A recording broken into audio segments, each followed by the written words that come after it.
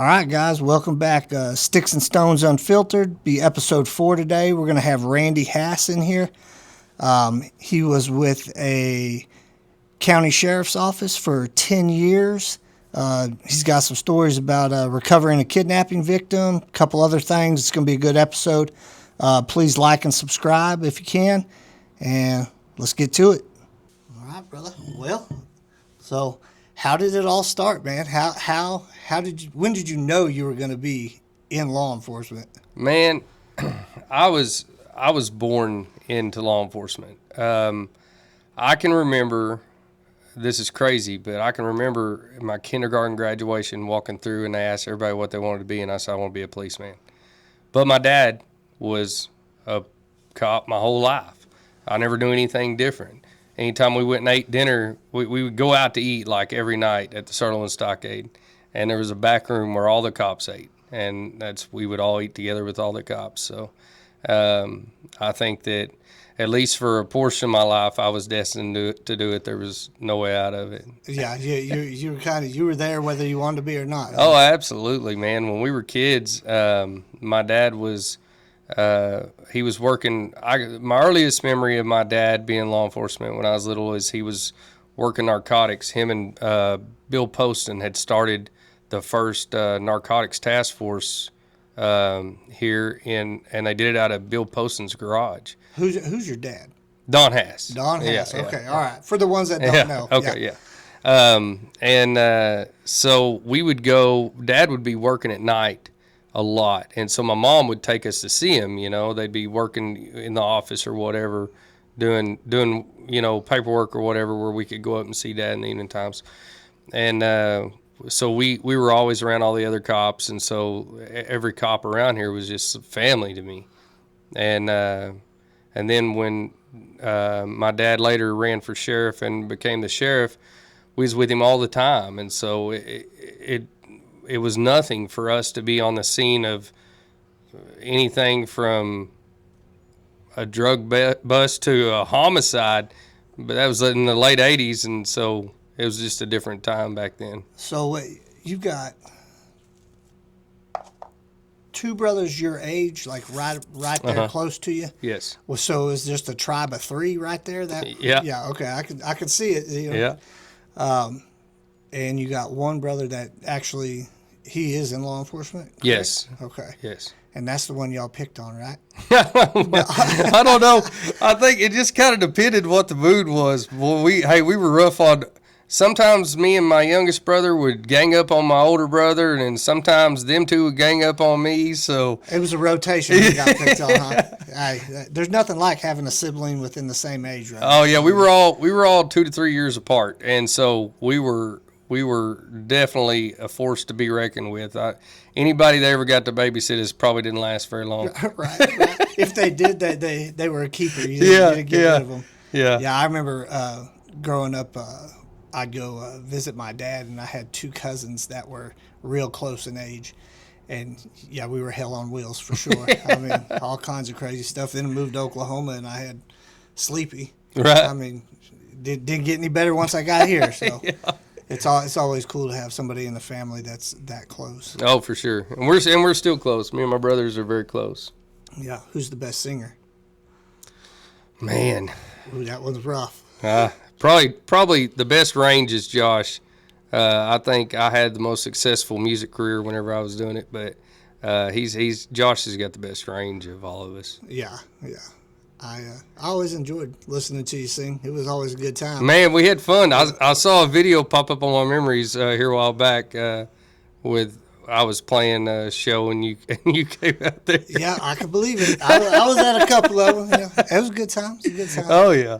But so law enforcement wise, how'd you get your certification? Like, did you go to CLE? Did you go to school? Or I ended up getting my certification through the COPS program at Eastern Oklahoma State College. At Eastern? Mm-hmm. Did you, when you enrolled in that program, did you know that was what you were going to do? Yes. I'd been in law enforcement before, years before, and then whenever I was playing music all the time, I got to where that was pretty much all I was doing.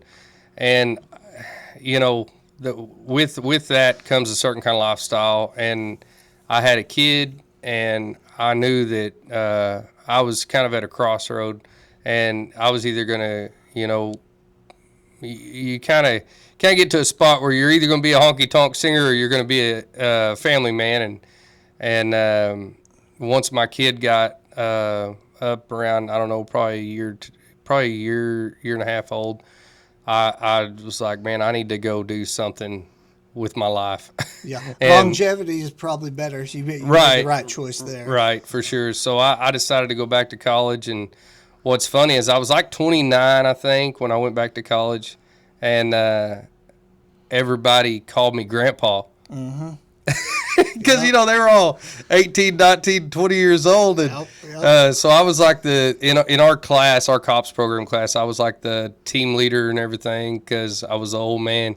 And now I look back, man, I'd love to be 29 again. Right. I guarantee 29's young. That's like when I did the same day, went there for the same program.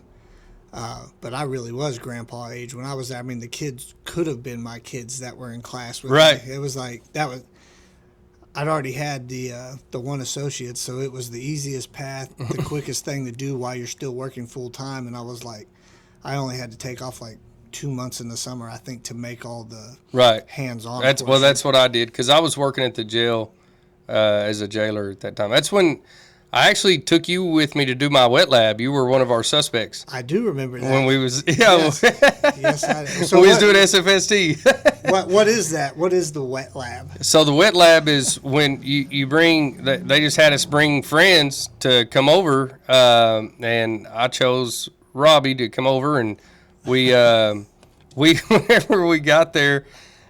Some of the people you took them to this room, and then some of the people would drink a little bit. Some of them would drink a lot, and some of them wouldn't drink at all. And then to do the SFST, so we could learn it, the standardized field sobriety test, they separated us all, so we didn't know what anybody had done. And then y'all all came out and got in a hallway, and they just paired us with someone, and we had absolutely no idea. We had to do the standardized field sobriety test and see if our person was drunk or not. And that was a really cool school because there's no way you could cheat. There's no way, you know what I mean? You had to know what you were doing, looking for HGN and everything, and I assume everybody did good, I remember taking you home.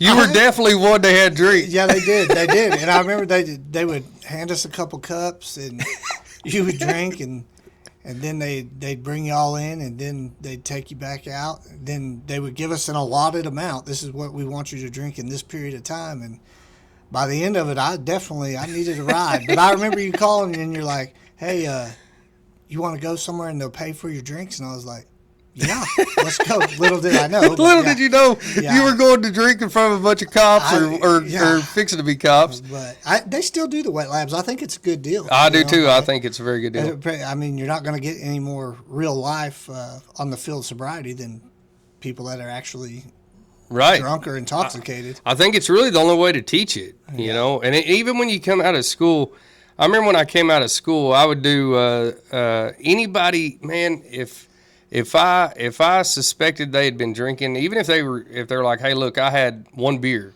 I would still do the SFST on them for practice to get better at it, And oftentimes they were telling the truth and they weren't intoxicated and they got to go home, but it's the only way to really learn it, and then if you don't stay on top of it, you get to where you're not as good at it. Yeah. I literally never did one after I got out of school. I didn't do many of them. I honestly, I didn't do many of them, and I arrested a bunch of people. There was plenty of other cops out DUIing people. I felt like my job and my calling was catching the guys creeping around out in the county at night, looking for somebody to break in their house and steal their stuff. Right. I mean, it's each his own. You got every officer's got their preference and their niche. Right. Right. And some guys, I mean, there are guys that specialize in DUI, and Yeah, they're for pretty sure. good at it. Yes, they are. So, well, how did you end up in law enforcement? Like, So when I first quit playing music, I got a couple of jobs that were pretty unfulfilling. And I went to this class that was a security class, and to work security at a place here close. And the teacher, who's still a friend of mine today, he told me, because I was pretty young and dumb still, and he told me, he said, man, he said, he held me after class one day. He said, it's such a shame that you sell yourself short. He said, but when you find out what you believe in and what you want to do, you're going to be deadly. And I never really forgot that. And then so I went over and I just kept, thinking, man, law enforcement's what I really want to do. And so I went over and talked to the sheriff at the time, and he said, you got to start in the jail if you want to work for me. And I was like, I don't want to do that. I'm ready to go, do the thing. And he said, well, everybody starts in the jail. Well, it took me a couple weeks, couple months, and finally I called him back. I said, man, if you still got that job open, I'd like to do it. And he said, and he told me, he said, you'll never be a deputy for me. He said, but I'll hire you as a jailer, but you'll never be a deputy for me. really? Yep. And Now, is this the old jail or the current jail? the current jail. Okay. Yeah. This is after I played music and everything. I got you.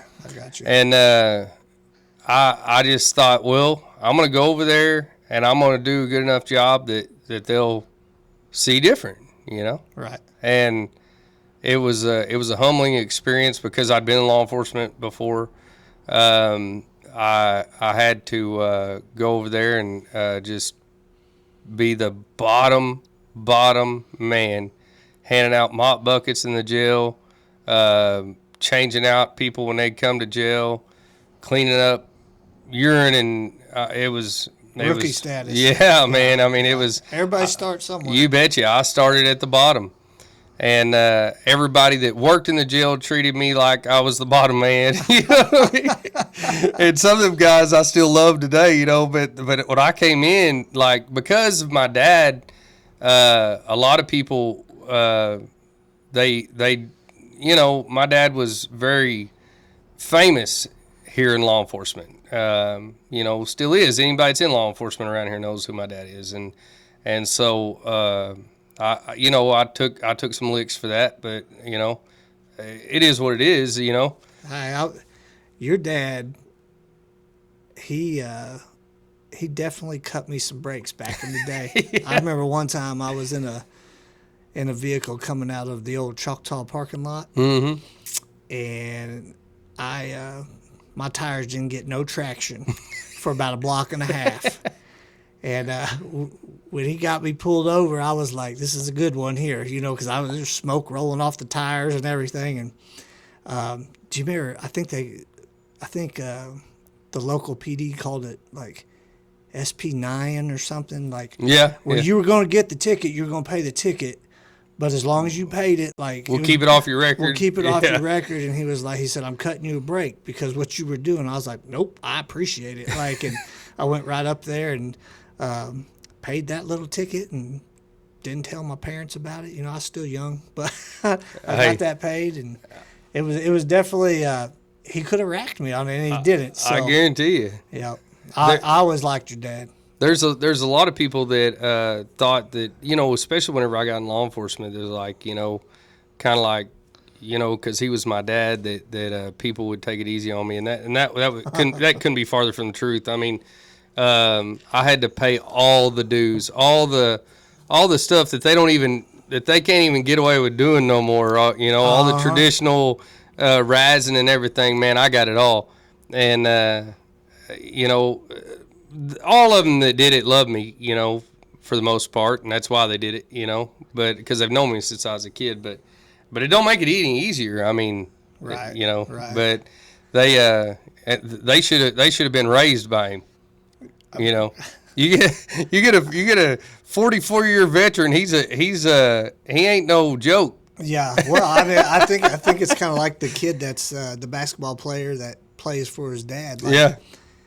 that kid's going to be practicing whether he wants to practice. Yes. And, he's going to put them extra hours in whether he wants to or not. So Absolutely. the expectations of your actual children are more than somebody else's children. Absolutely. So. But I was lucky once I got into law enforcement to have my dad. Now, when I told my dad I was going to work at the sheriff's office as a jailer, he said, "You won't last a week." And I said, "Yeah, I will too." Because, I mean, I was kind of in a bad spot. I was a single dad at that time, and I had to. I needed a job, for one. Well, the jobs I came from were hard-working jobs, and so I got to working in the jail, and like, there was a couple guys there that were like, you know, they would gripe about this or that, and I was like, bro, this is awesome. We're in the air conditioner. I'm not dirty. This is the easiest job I ever had in my entire life, you know? Climate controlled is a huge difference. Yeah. I grew to appreciate climate controlled the older I got. Absolutely. And so I started going back to college, and man, the jail administrator and the sheriff had both told me, "You're never going to be a deputy for me." And but they ended up being so helpful.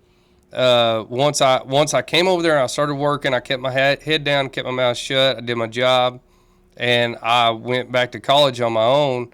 And I never really asked them for a whole lot, and the college worked with me. And they helped me, because there were some times that, you know, I would have a hard time making it, because if I had to be on shift and they couldn't find somebody to cover the shift or whatever. So Right. I had a lot of help, and they grew fond of me. And there's a longer story in there about whenever I transitioned from the jail to being a deputy. So before that, being in the jail, I learned people like I never knew I could. I started my street cred there. How I treated people good, and I treated them fair. I didn't let them run over me, and but I did treat them fair. And I've had UAB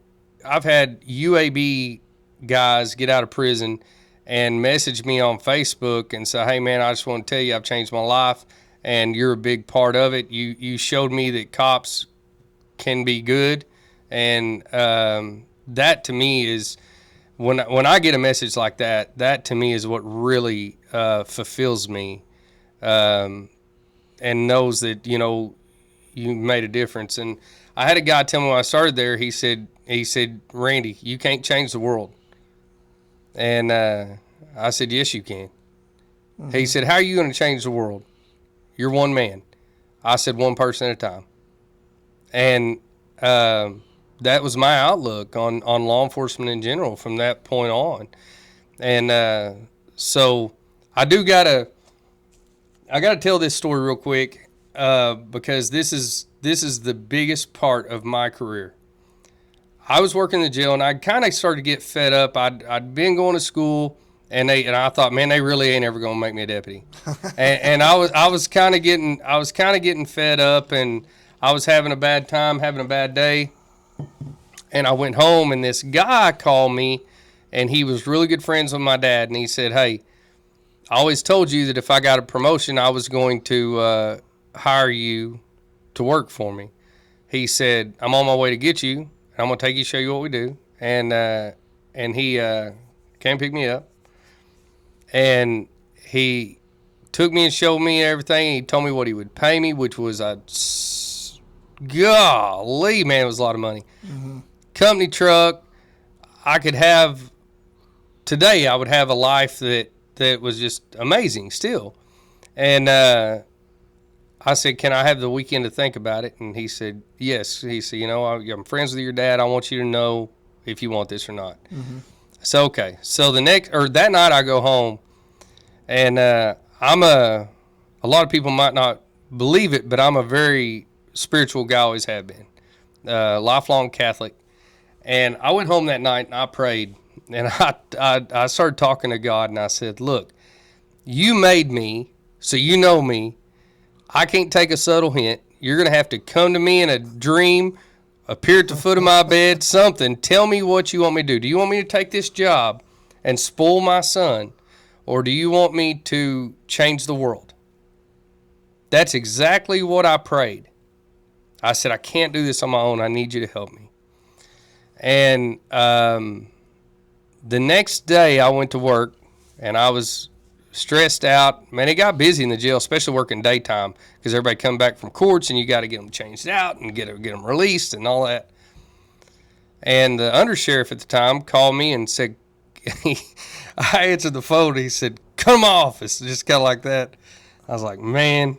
So I went to his office, and I was upset when I got in there, and I was like, what is the problem? Because, I mean, like I said, I've been taking some razzing and stuff because of who I was. And he's like, calm down. I was just going to see if you was ready to go to the street. The next day. How awesome is that? Right. So, of course, I said yes. Called the guy back. I appreciate the job offer, but I'm going to stick with what I'm doing. And I went to the street. And after that, man, I did some amazing things in law enforcement. Amazing things. Things that I didn't even know I could do. And I truly feel like to this day that the reason I was able to do that, and I had guys ask me, man, you just attract shit. Everywhere you go, you find somebody to arrest. And I would tell them all that I pray and ask God to help me do it. Okay. And I truly believe 100% with my heart that the reason I was able to do the things I was able to do in law enforcement is because God was using me as a tool to combat evil. And I believe that to this day. So you went off of prayer, then you went to patrol, right?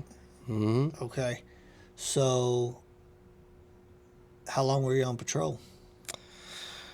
Till about, so I was on patrol for a while, I quickly kind of got a knack at doing investigations, just kind of investigating my own calls and stuff.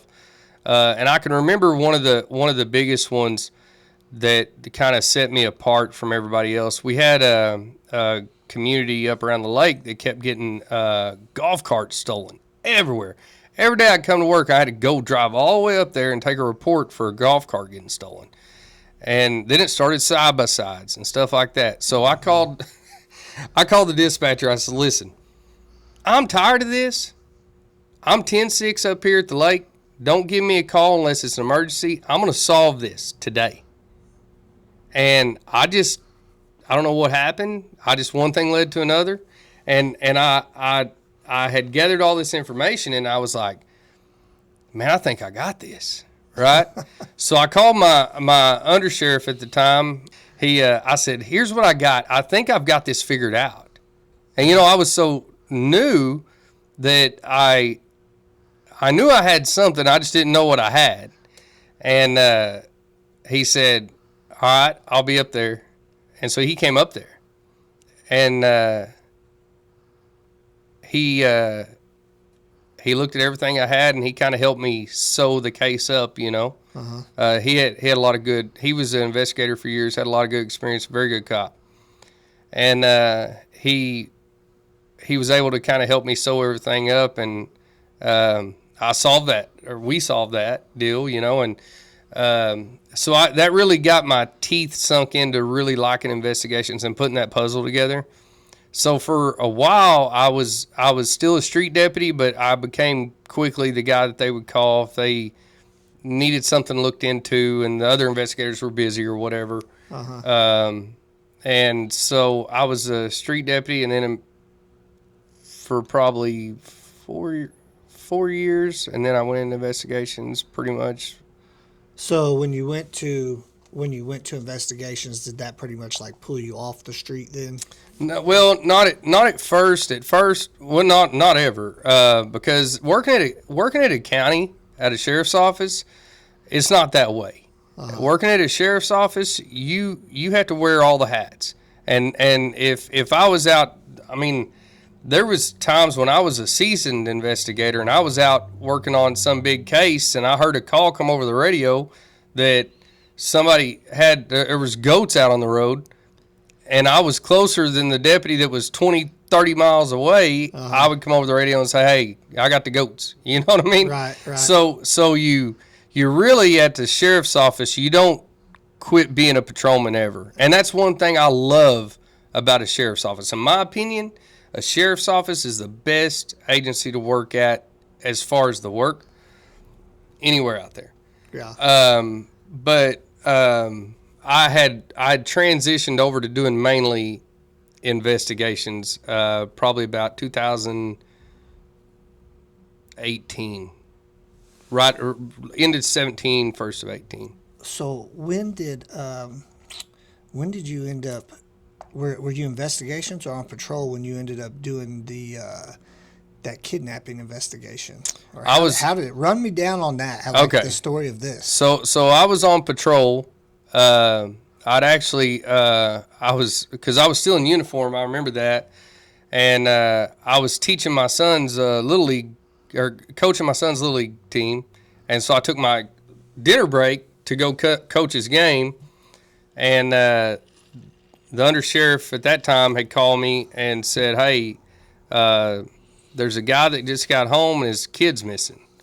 And so that's kind of weird because I've never heard of anything legit like that around here.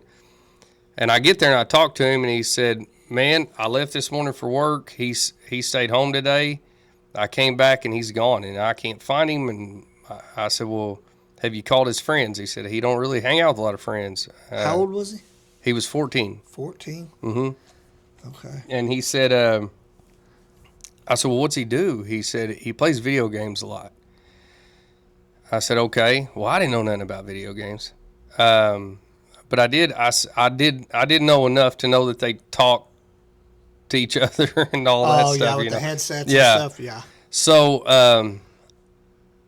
I said, well, let's go look in his room. So I went in his room. I said, where's his video game at? He said, it's gone. Or no, not his game. His console was still there, but his remote controls and all that was gone. So I said, can I take this console? And he said, yeah. And so we had this guy that was a dispatcher, good dude, love him to death. And I called him. I said, hey, I need help. I said, here's what I got. I said, do you think you can look at this, like hook up his console and see who this kid's been talking to? He said, bring him by the house. We'll try it. So, I mean, people watch CSI and think it's all happens in a lab. Right. We were in his living room. Yeah. And he got it opened up, and he looked through, and we started looking at these people that he's been talking to. And there was these people that would they were grooming him.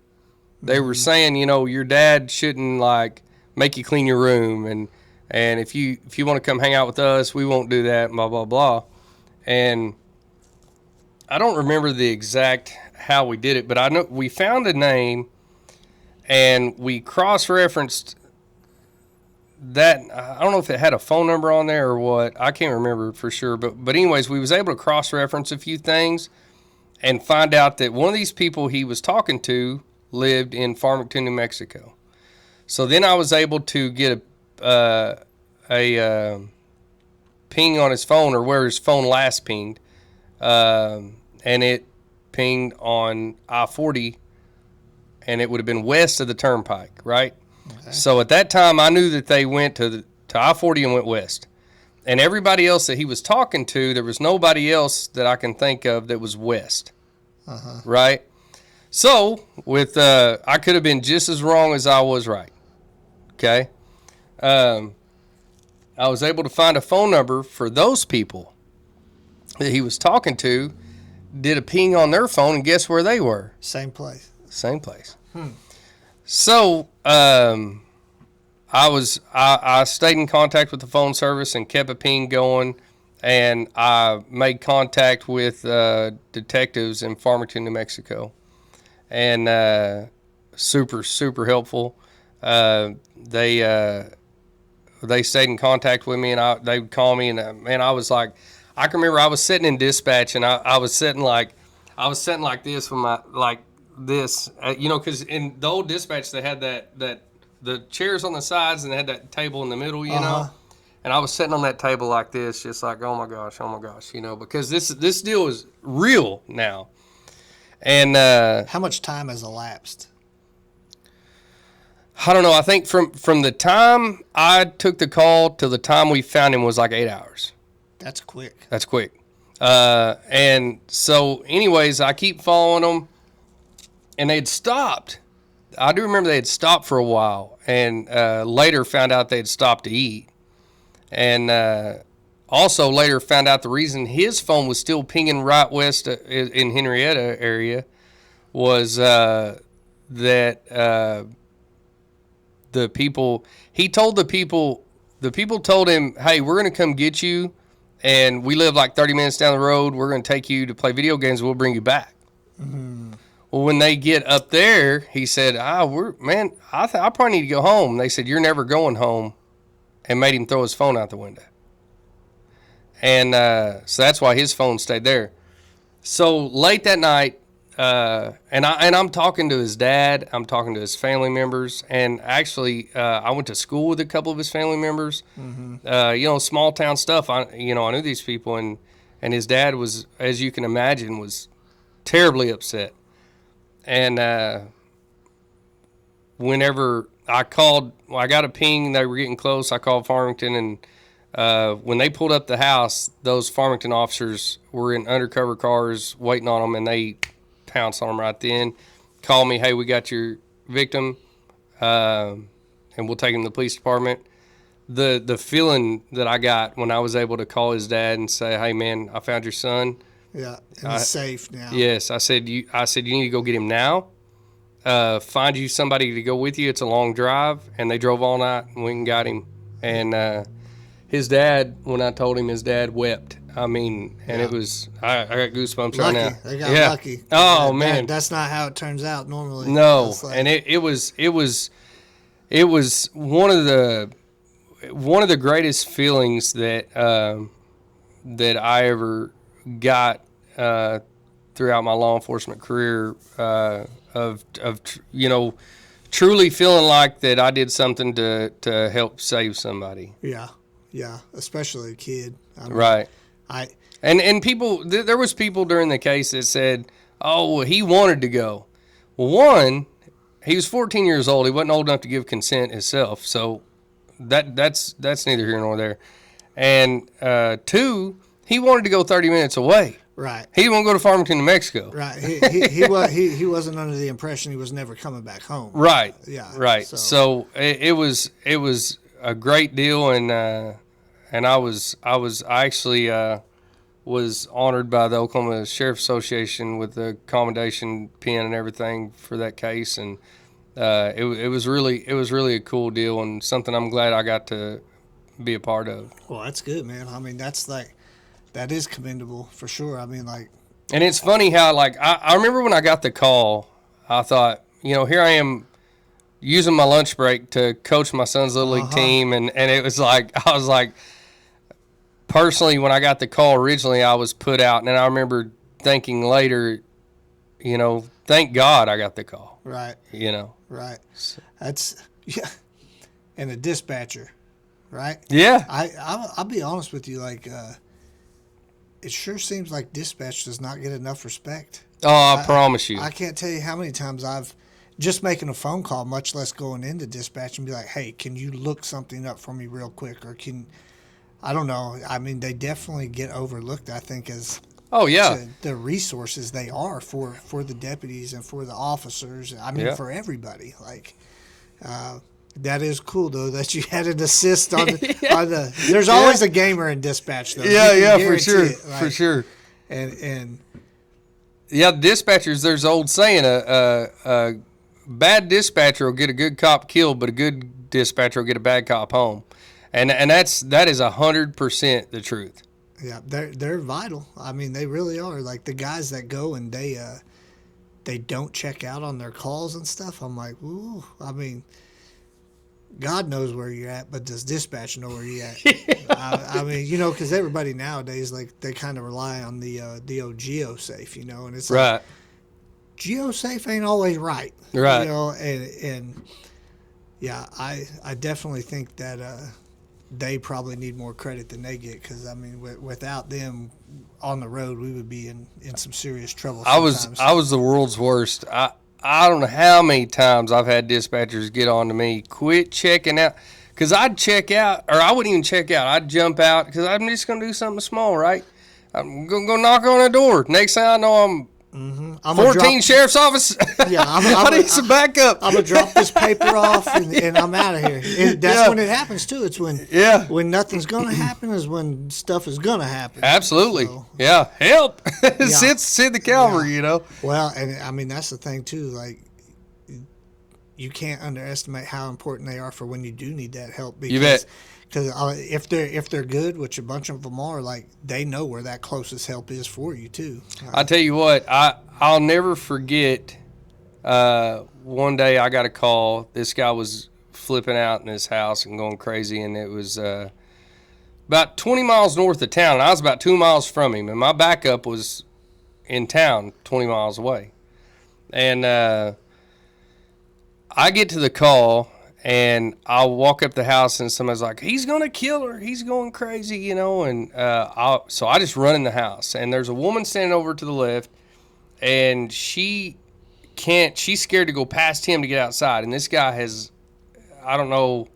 They later said, when I got him to the hospital, they said that he was on PCP. I don't know if it's bath salts, PCP, what it was, but he was, like, really tripping.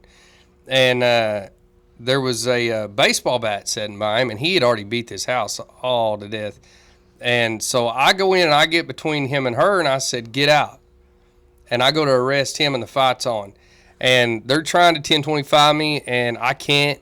I'm fighting. What's 1025? Asking if you're okay. Okay. And, I mean, we're getting after it. And it was one of the worst fights. It probably was the worst knuckled up fight I ever had in law enforcement. And I ain't gonna lie, brother, I was scared. Mm-hmm. He was sweaty and slick. He didn't have a shirt on. I don't think he might have just been in his underwear. And I couldn't. I mean, I was doing everything I could to get this guy in handcuffs. Hard to hold on to with this. Yes. With this, yeah. And that good old I haven't bathed in a couple days too sweaty. Yes. Slime. Yes, and stink. Ugh. But at one point I had his arm behind his back, and he did a one-arm push-up with me on his back. And I ain't a little guy. You know, I weighed, back then I probably weighed 200 pounds, 185, somewhere in there. And I was, my fear and adrenaline started to kick in. And I started winning, but I'll never forget hearing that dispatcher. She knew I was in trouble. Mm-hmm. Because when I checked out, she didn't know I was fighting. She didn't know nothing. But she knew me well enough. She knew I was in trouble. And I can remember her saying, 14, hang on. 14, hang on. They're on their way. They're getting close. She was giving me updates. I could hear her on my walkie, but I wasn't going to let go of anything I had. Right. You know? But she kept me in the fight. And, you know, I don't know if to this day, I don't know if I ever told her that. But she kept me in the fight by talking to me while I was fighting. Well, it's true. They say it's the calm in the storm. That voice. I mean, and the other thing too, like, on the flip side of that, on the officer side, like, you know, you hear that 1025. You hear it the first time, it's no big deal, no response. I mean, whatever, loud traffic going by, something where they didn't hear the radio. You hear it the second time, and there's no response. Yeah, and then your heart immediately starts thumping. Yeah, well, and then it's like, well, I'm gonna start easing that way, just in case. And then you hear it the third time, it's like you're doing a little more than easing your way, and you know, most of the time, thankfully, it's 1025. Right. But that's why. Yeah. I've been around officers in my career out on, like, say we were out on traffic together or whatever, and you're busy, and I've seen officers get mad because dispatch is 1025 on them, and I've told them, hey, they're doing their job, man. Who cares? Don't get mad. They're checking on you. I never got mad. Sometimes it was inconvenient, but I sure Right. never got mad. Right. Like, and if it's like, I have gotten a situation where I've called them, especially working with drugs, and especially working with drugs on the side of the road. I'm a little bit of a germaphobe anyway, so I would always have gloves on, and I didn't want to cross-contaminate and touch my phone or my walkie or my handheld or whatever, or my radio. And so in those situations, your job as a cop is to call dispatch and say, hey, I'm good, I got them in custody, I'm inventorying the car or whatnot. And then they may still, if it takes you an abnormal amount of time, they may still 1025 you, but they won't do it as much. So a lot of it's a communication deal, and it's your job as the cop to communicate with your dispatch, let them know what's going on, because that's their job, is to keep you safe. Once you get that relationship built with them too, where they actually, that is one thing about, like, I do wonder about, like, the big agencies that have like hundreds of officers and several dispatchers. There can't be that personal relationship as far as knowing the individuals, as well as in the smaller rural departments. You're right, but my thought on that is, and I could be completely wrong, but my thought on that is that all of us in law enforcement, we have the same blood, and whether you know the person, so like we're working every day, we know each other. Those big departments, they don't know each other, but they're used to working and not knowing each other, and they still care about those officers as much as the ones that know each other. Oh yeah, no, I'm not talking about care. I think the care and the love between everybody's still there. I'm just talking about I know how you're going to finish your sentence. So you know what I'm saying? So it's like, if I hear something weird come out of your mouth over the radio, and we're like that might pique my interest to where I need for to sure. be listening. Definitely. I mean, believe me. Well, it's like when you check warrants on somebody. If I'm working with one of the dispatchers that I worked with for a long time, and I check warrants on somebody, and they'd ask me if I was 1012, and ask, man, are they? Can they hear it? Are they right there? And which is what 1012 means. Like, right? Are they listening? Are you good for the return? Yeah. So sometimes I would say affirmative, and sometimes I'd say it in a different tone. And I think that my dispatchers could tell if it was like a situation that was a little hairy, or if it was just like, they'd be like, oh yeah, they're 1095. They got a warrant, and and then all right, cuff up, Yeah. So I think you're right. I think they have that ability to know your tones and your mannerisms and all that stuff, and that makes a different working environment. I definitely I was out in a homeless camp one time doing some checks. Of course you were. Of course I was. And I'm going down the railroad track, and I think I see the guy that I'm looking for. So I'm headed after him, and it's hot. Got that vest on, still in black uniforms back in the day, and I'm roasting. And so now this guy, he's a much quicker walker than me. I think he had some vitamin M on board or something. But so I'm kind of doing a little jog, and it ain't getting any cooler. So I see if they can get somebody trying to head him off. And my heavy breathing on the radio apparently alarmed some guys, because more than one person showed up to help them. But I was like, yeah, maybe I'll stay off the railroad tracks till evening time. I don't know. Or yeah, I was so glad when they got rid of the black uniforms. They were so hot. Oh man, they were hot. They look better than the new uniforms, I think. Or the outer vests are way more comfortable. Love them, but I think you look slicker in the undervest, where you look tight. I think. Well, I mean, if you're like me, if you get too tight, you get the overflow. Yeah. So that's true. Nah, man, I think it's you can't give it personal preference because then you'd have 15 different guys wearing different uniforms. But I definitely think, for as an actual deputy, like you're everything from in the municipality to the podunkest corner you can get. So it's I think it's really hard to be squared away with those polished boots and everything. You might start shift like that, but you're probably not ending shift if you're doing anything. No. But I've had to call and say, hey, I'm covering ticks. I got to go home. Yeah. Hey, I've got mud from head to toe. Yeah. Like, there's nothing like slipping on the side of the road, and it's like, did you get in a fight? Yeah, with myself. Like, so training wise for you, like, what was the best training you got? Like, was it the best training I've ever got, hands down, bar none, was I went to the Oklahoma Bureau of Narcotics and Dangerous Drugs Investigator Course. It was a two-week school.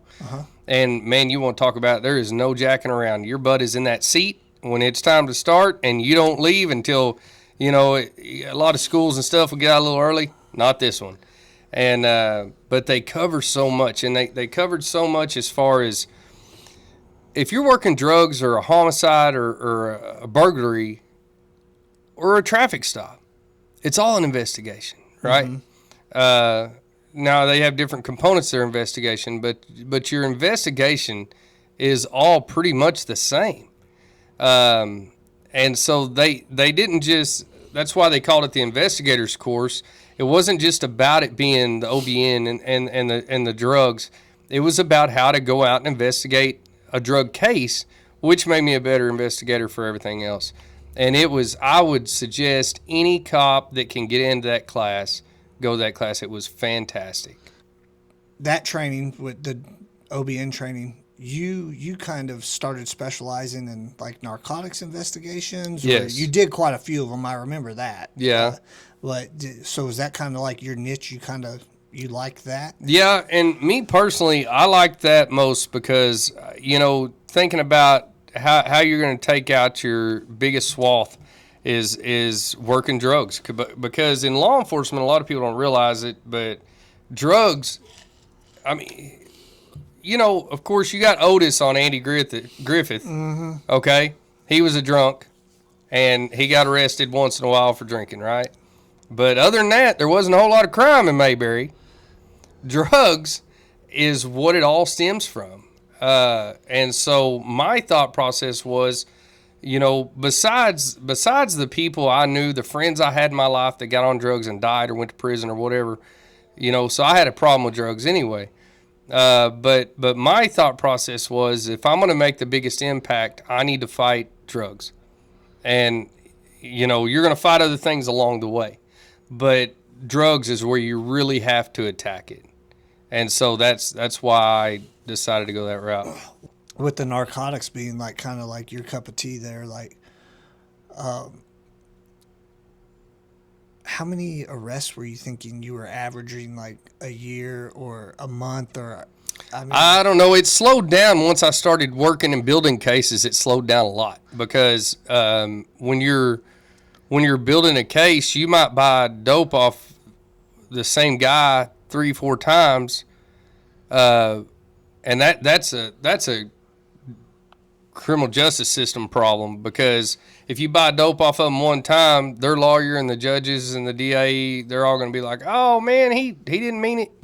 Yeah. So you got to buy it. Oopsie daisy. Yeah. You got to buy it 3-4 times to show a pattern of criminal activity and show that they are in fact a drug trafficker, right? Or distributor of drugs. I definitely think that the burden of proof now is becoming it is almost becoming a real burden, because you got to catch somebody doing a crime a lot. Right.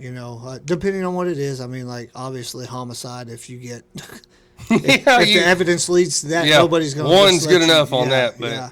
Well, you had a bang up year for solving actual homicides in 2018, right? Yep. And I don't know what, every place is different, Not that any homicide's good. I don't mean bang up like it was great that there was a bunch. Right. But no. It was great you solved them. Yeah, and there, some detectives in a big city might say, "Oh, that ain't nothing. I solved that a week," But here, it was like we would have what would we have, a homicide every 2-3 years? It wasn't a bunch. It's a small community. Everybody knows everybody. Well, I man. think so. I think every single one of them homicides that I worked, I knew someone kin to them. Yeah, was dope involved in it? Not that one, no. Alcohol was involved in that one. Yeah. Lots and lots of alcohol. But of the homicides, there was, you say was dope involved. It's not like it was a drug deal, but some of them were on drugs. Right. And stuff like that. Right. So. Well, see, and to me, that is involvement. It's Sure, like and that's why I said it all alters stems. your thinking. You bet. Like, and then you get people on that stuff for so long, even Right. when they're off, they ain't never the same. Right. It's just, it alters the mind. Yeah. So it's crazy.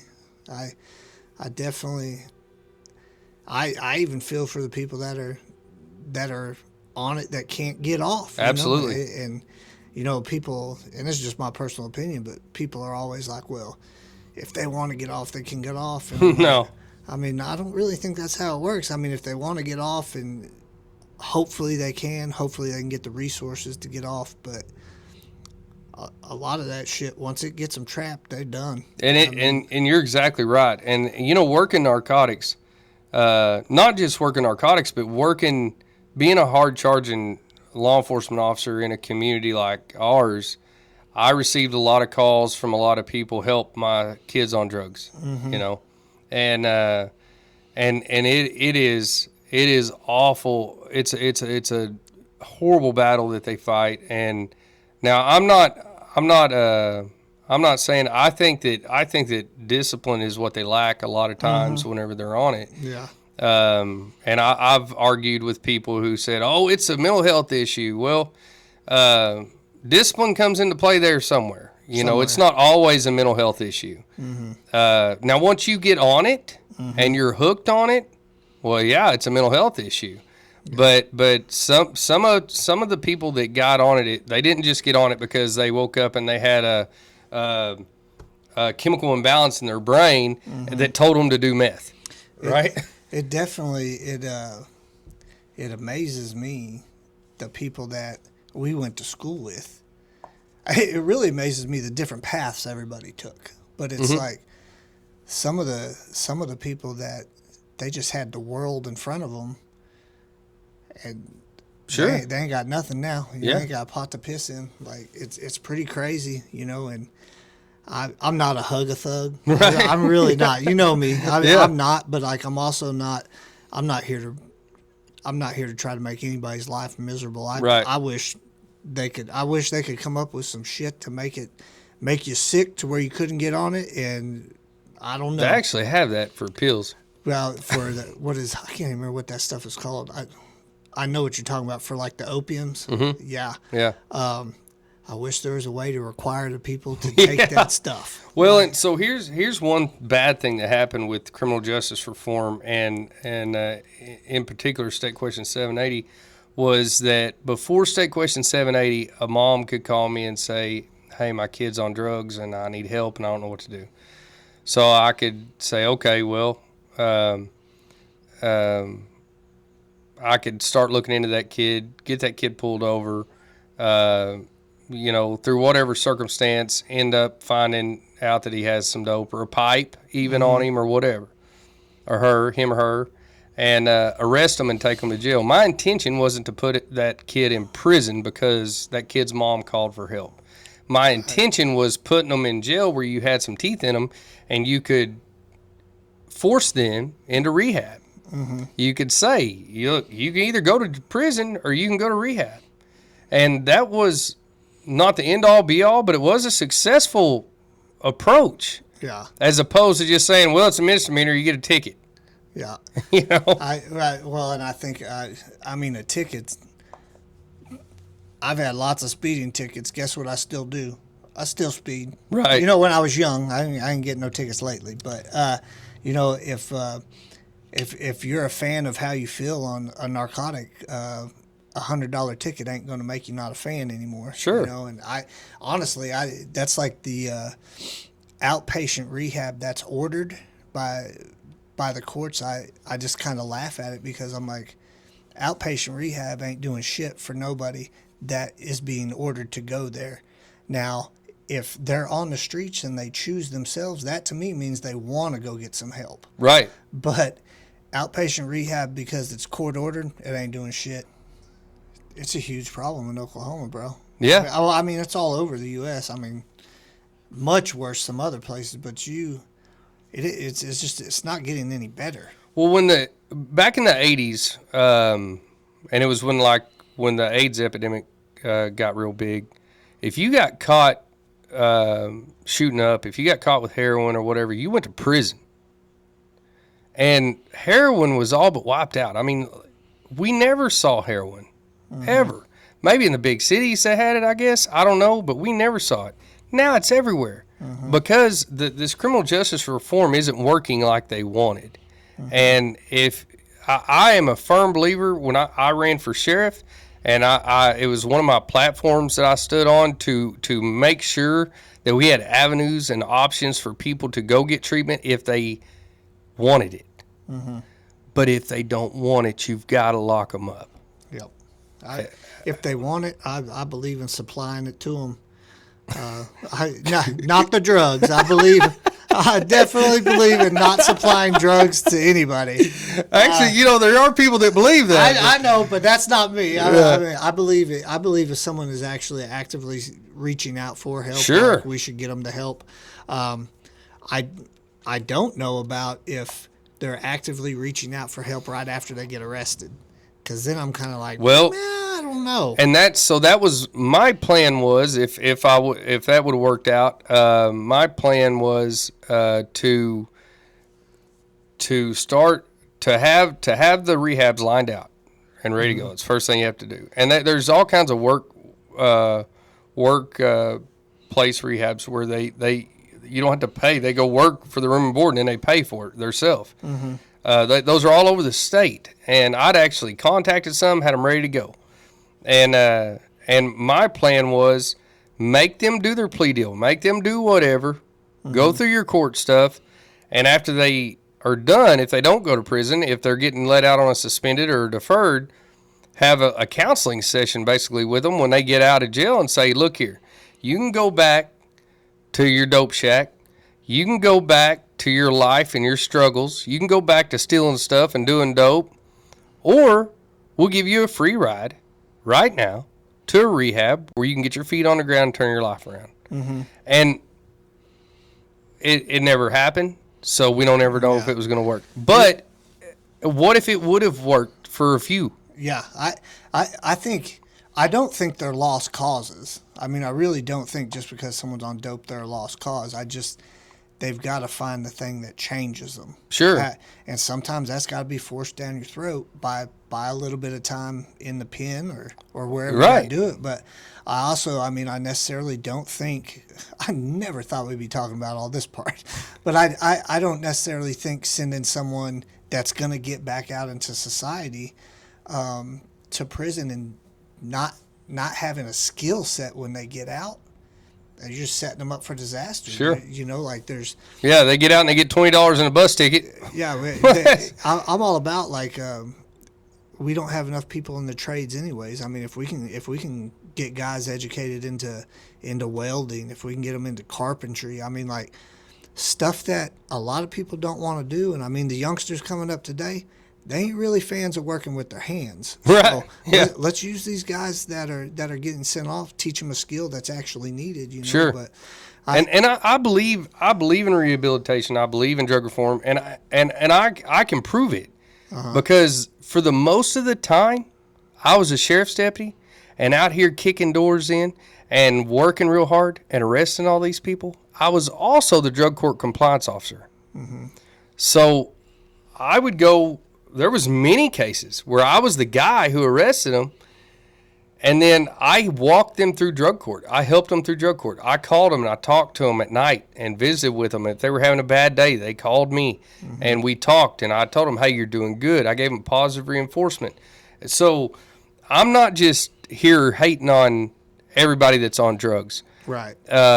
People can change. And, man, I could bring a guy in here that would blow your socks off if he showed you a picture of him when I arrested him. And a picture of him now. He married a doctor. Well, I'd say he stepped his game up there. Oh, man. And he called me and he said, hey, can I come speak to drug court? And I said, yeah. And he showed up, and I've known him my whole life, went to school with him. And I didn't recognize him. I thought he was somebody's lawyer. Yeah. That's how good he looked. I mean, he was in a suit and tie. And holler at him. We'll get him in here. I'd love to hear a story. I'll like ask that. him, and he's man, he's I don't know if he still is, but he was at one time very open about his story, and I think it's important to see those successful stories. Yeah, I do too. I'd gladly have him in here, and I do think it is important that people see there is light at the end of the tunnel. It may be a long ass ways away, but there is light. Right. Like, you can get out of it. Right. Last question I got for you. What would you tell the 19-year-old that's just getting out of high school that wants to go into law enforcement? Like, what would you tell them to do? What route would you suggest? Man. So the route that I would suggest, How you still got your hair? I don't got much of it. That really pisses me off. But whatever.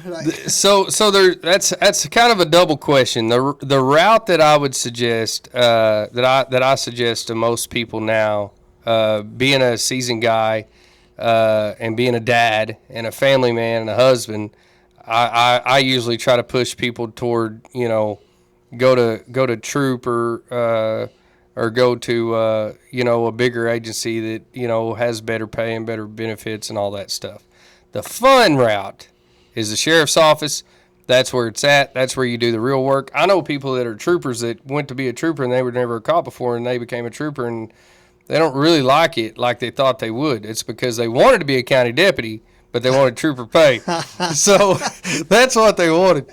But I would tell them three things that my dad told me, and I lived by these things. And my dad told me, he said, if you'll live by these things, you'll do all right.